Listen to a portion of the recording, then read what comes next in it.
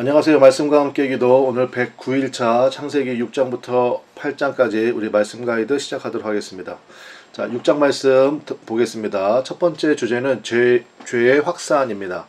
2절에 보니까 하나님의 아들들이 사람의 딸들의 아름다움을 보고 자기들이 좋아하는 모든 여자를 아내로 삼는지라. 이것이 단순히 무슨 성적인 타락이다 그렇게 보기 이전에 먼저 하나님의 아들들, 그 다음에 사람의 딸들 이게 나오는데 여러 가지 해석이 가능하지만 성경의 전체적인 문맥을 본다 그러면 하나님의 아들들, 약속의 자녀들, 그러니까 한마디로 얘기하면 아담의 셋째 아들이었던 셋 계열의 후손들을 우리가 생각할 수 있겠습니다.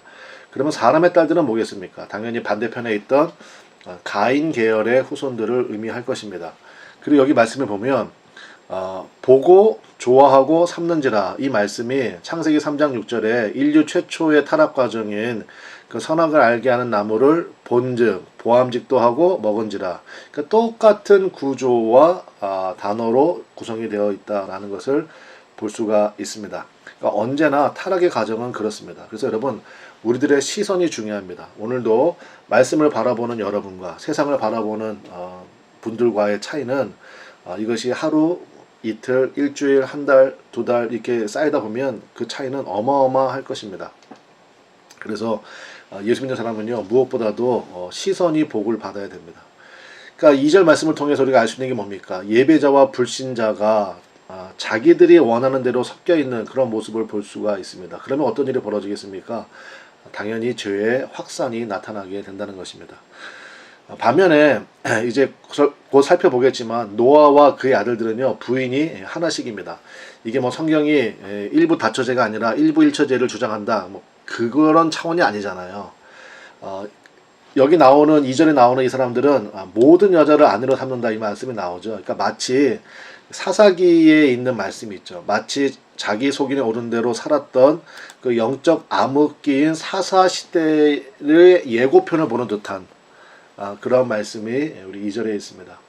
그러니까 그 결과가 무엇입니까? 우리 5절에 나오는데 여호와께서 사람의 죄악이 세상에 가득함과 그의 마음으로 생각하는 모든 계획이 항상 악할 뿐임을 보시고. 그러니까 죄의 지속성과 확장성을 말씀을 드렸죠. 그러니까 결국은 그 메시지 성경에는 이 부분을 통제 불능 상태에 처했다 이렇게 번역을 했는데 그것이 정확한 표현인 것 같습니다. 그러니까 여러분 우리가 오늘도 이 말씀 묵상을 통하여서 하나님의 말씀을 기준으로 살 것인가 아니면 내가 보고 좋아하고 그것을 결정하고 살 것인가 바로 여기에서부터 우리의 삶의 모습이 달라지기 시작한다라는 것입니다. 믿음이 무엇입니까? 하나님의 뜻과 말씀대로 사는 것이죠. 자 3절에 보겠습니다. 3절에 보면 여호와께서 이르시되 나의 영이 영원히 사람과 함께 하지 아니하리니 이는 그들이 육신이 됨이라. 그러나 그들의 날은 120년이 되리라 하시니라. 120년이 뭡니까? 한마디로 얘기하면 이제 회개할 기회를 주심이죠. 그러니까 하나님은 항상요 왜 그랬어? 그리고 바로 심판 이렇게 안 나옵니다. 반드시 회개할 수 있는 기회를 주시거든요. 지금도 마찬가지입니다. 아직 예수님 오시기 전이잖아요. 그러면 우리에게 얼마든지 회개할 기회, 한 영혼이라도 더 주님 앞에 인도할 기회가 있다는 것입니다. 그러니까 이게 120년 여기서 바로 방주의 제조기간이기도 하죠. 자 6절에 보니까 땅 위에 사람 지으셨음을 한탄하사 마음에 근심하시고. 그러니까 창세기 1장 31절에 보면 하나님께서 천지를 창조하시고 보시기에 심히 좋았더라 하셨잖아요. 그것에 역전이 이루어졌습니다. 오히려 하나님께서 한탄하시고 마음에 근심하시고 하나님이 후회하시고 한탄하시고 근심하시고 그러니까 신인 동령론적인 표현이다 이제 우리가 신학적으로 이렇게 부르는데요. 그러니까 인간의 언어로 표현이 된 거죠. 하나님께서 이렇게 마음 아파하신다는 것이 그 이유가 무엇이었습니까? 바로 죄악 때문이었습니다. 그래서요 다시 수면 아래로입니다. 창세기 1장에 하나님의 영은 수면 위에 운행하시니라 그랬잖아요. 근데 다시 다 수면 아래로 다시 다 들어갈 거예요. 그러니까 죄악이 그렇게 무서운 것입니다. 창조 이전의 세상으로 돌아가 버리는 거예요. 죄악으로 말미암아. 7절 바로 그 말씀인데 이르시되 내가 창조한 사람을 내가 지면에서 쓸어버리되 사람으로부터 가축과 기는 것과 공중의 새까지 그리하리니 이는 내가 그것들을 지었음을 한탄함이니라 하시니라. 자 이런 죄악의 시대 가운데 믿음의 사람이 등장합니다. 그게 바로 누굽니까? 노아입니다. 8절 그러나 노아는 여호와께 은혜를 입었더라. 원문의 의미는 하나님만을 바라보았다 이렇게 되어 있습니다. 자, 우리 6장 2절에서 말씀드렸습니다. 보는 것이 중요하다 그랬죠. 그러니까 노아는요 하나님만을 바라보았습니다. 그러니까 메시지 성경은 이렇게 표현했습니다. 노아는 하나님 눈에 쏙 들었다. 그러니까 두 분이 눈이 맞으신 거네요. 그렇죠? 노아는 하나님만을 바라보았고 또 하나님의 눈에 노아가 쏙 들었습니다. 하나님과 우리의 바른 관계, 이걸 뭐라고 그랬습니까? 이걸 의라고 그랬죠. 그래서 9절에 그 말씀이 나옵니다. 이것이 노아의 족본이라. 노아는 의인이요 당대의 완전한 자라. 그는 하나님과 동행하였으며. 의인은 뭐가 의인입니까? 도덕적으로 완벽한 사람? 그게 아니고요. 하나님과 동행하는 자입니다.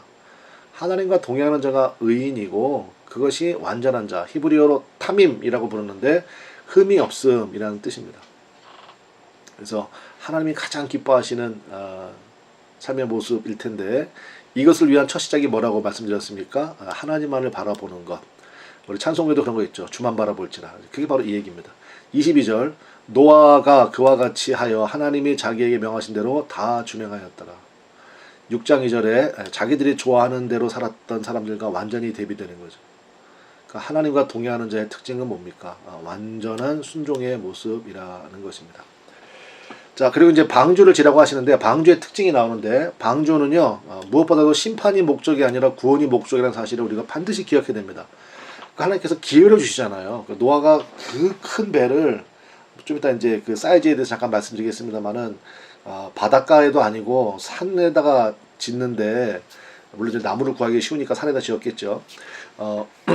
그것이 하나의 상징이잖아요. 많은 사람들이 질문했을 거 아닙니까? 의문을 가졌을 거 아닙니까? 그리고 노아가 얘기했을 거 아닙니까? 그러면 심판이 목적이에요? 구원이 목적이에요? 당연히 구원이 목적이죠. 그런데 10절과 11절에 반복되는 표현이 나옵니다. 부패라는 단어만 3번 나와요. 그러니까 심판의 이유는 명확한 것입니다. 이 시대 가운데서 하나님께서 또 구원의 길을 열어주시는 것입니다. 14절과 15절 너는 고페르 나무로 너를 위하여 방주를 만들되 그 안에 칸대를 막고 역청을 그 안팎에 칠하라. 내가 만들 방주는 이러하니 그 길이는 300규빗 너희는 50규빗 높이는 30규빗이라 그랬습니다. 그러니까 설계대로 만들라. 이게 하나님의 메시지이죠. 그죠? 철저한 순종을 요구하셨고 노아는 이를 다 준행했습니다. 그 계산해 봤대요. 그랬더니 약 4만 3천 톤의 적재량을 가지는 그러한 배 사이즈가 나온다라는 것입니다. 왜냐하면 그만큼 이제 뭐 잘 아시겠지만 짐승들도 다 피해야 되고 코로 숨쉬는 짐승들 다 피해야 되고 그 다음에 많은 사람들이 피할 수 있는 충분한 공간을 만들어 주신 것이죠. 또 하나의 특징은 뭐냐, 방주를 지으라고 하실 때 여기에는 배에 가장 중요한 게 동력이 있어야 되고 그 다음에 방향키가 있어야 되잖아요. 근데 방주에는 이게 없습니다. 그래서 이 방주라는 말이 그 히브리어로 테베라고 불러요. 이 테베라는 말이 성경에 딱 2개가 나오는데 창세기 6장에 나오는 방주하고요. 또 하나가 뭐냐면 우리 출애굽기에 나오는 모세의 아기를 담았던 갈대 상자 있죠. 그거를 테베라고 그래. 그러니까 가장 큰 테베가 방주고 가장 작은 테베가 갈대 상자 이렇게 이해하시면 되겠습니다.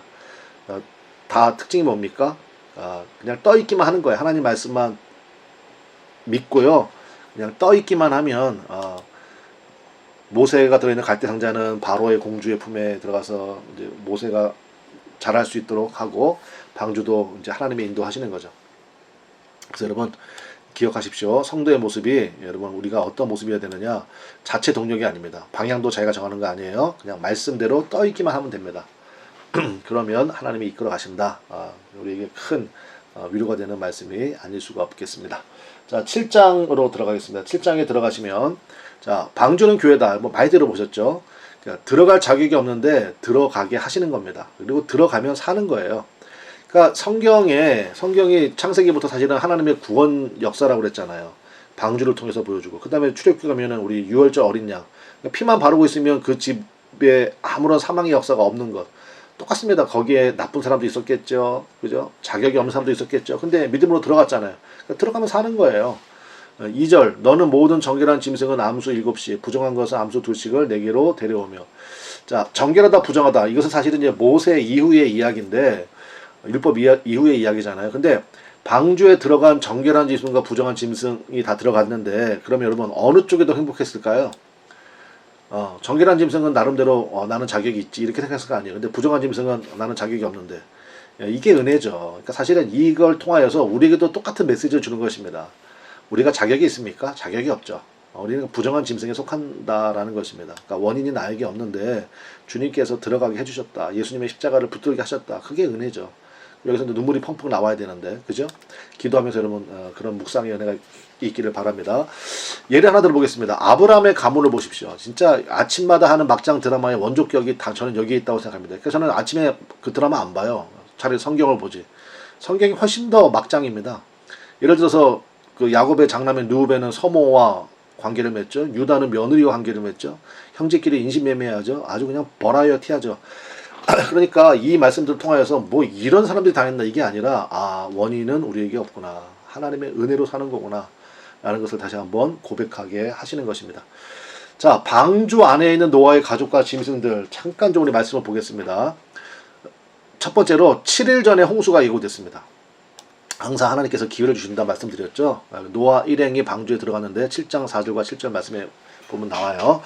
자, 들어갔는데 비가 오지 않는 상태에서 7일 동안 방주에서 대기하게 하셨습니다. 7장 10절인데 저는 이 부분이 굉장히 은혜가 됐습니다. 비가 안 와요. 하나님이 문을 닫으셨는데 7일 동안 하나님이 7일만 기다려라 말씀하신 것도 아니에요. 그냥 들어가. 근데 비가 안 와. 그러면 여러분 하루 이틀 3일 지나고 나서 사람들이 얼마나 힘들었겠어요. 정말 믿음이 필요한 시기였다고 생각이 됩니다. 그러니까 7일 동안 방주에서 대기했습니다. 근데 사람들만 있는 게 아니잖아요. 온갖 짐승 여러분 우리 옛날에 시골길 가면은 조금만 가까이 가도 소 외양간 있으면 냄새가 확 나잖아요. 그 밀폐된 공간에 그 짐승들이 있다고 생각해 보십시오. 그 습기며 그 냄새며 그 소리며 비도 안 오는데 7일 동안 그러니까 믿음이 필요한 거예요. 의인은 뭐로 삽니까? 믿음으로 사는 겁니다. 이게 정말 중요한 저는 여기서 묵상을 많이 하게 되더라고요. 그리고 이제 비가 쏟아졌습니다. 마침내 150일 동안 땅에 물이 넘쳤습니다. 40일 동안 비가 온 거고 150일 후에 방주가 아라랏산에 머무니까 비가 온 기간은 40일이고요. 그러니까 비가 넘쳤겠죠. 그래서 이제 배가 떠오르기 시작했고 가장 높은 아라랏산에 배가 걸렸습니다. 114일 후에 새를 내보냅니다. 그때 뭐 까마귀, 비둘기 뭐 말씀 보시면 아실 거고 그 다음에 50일 후에 방주 뚜껑을 열었고요. 그 다음에 57일 후에 방주에서 나옵니다.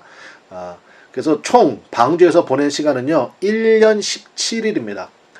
이제 그 당시 계산은 이제 한 달을 30일로 계산해요. 30일로. 그래서 성경적인 기록에 의하면 노아가 600세 되던 해 2월 10일에 들어가서 601세 때는 2월 27일 나왔으니까 1년 17일이잖아요. 그래서 뭐 날짜가 뭐 중요한 건 아니지만 그래서 중요한 건 뭐냐면 16절 들어간 것들은 모든 것의 암수라 하나님이 그에게 명하신 대로 들어가매 여호와께서 그를 들여보내고 문을 닫으시니라. 하나님이 문을 닫으신다. 심판할 때가 있다는 거 알아두시고 제가 말씀드리고 싶은 것은 뭐냐 하나님이 나오라 할 때까지 나오는 게 아니다. 이제 이게 메시지야 사실은 방주에서 날짜 계산이 중요한 게 아니라 그래서 22절부터 23절 말씀 보면 육지에 있어 그 코에 생명의 기운이 숨이 있는 것은 다 죽었더라. 지면의 모든 생물을 쓸어버리시니 그 사람과 가축과 기는 것과 공중의 새까지라. 이들은 땅에서 쓸어버림을 당하였으되 오직 노아와 그와 함께 방주에 있던 자들만 남았더라. 방주에 있던 자들만 남았습니다. 방주가 뭐라고요? 교회입니다. 교회 안에 있는 자들만 구원받습니다. 교회 밖에는 구원이 없습니다. 네, 원래 계획은 8장까지 하는 거였으나 15분 안에 마치는 게 좋을 것 같고 또 8장 9장이 이어지는 내용이라서 오늘은 여기까지 하도록 하겠습니다. 오늘 6장 7장 말씀 여러분 묵상하시고 하나님께서 나에게 주신 귀한 믿음의 삶의 모습을 붙드는 은혜가 있기를 간절히 바랍니다. 감사합니다.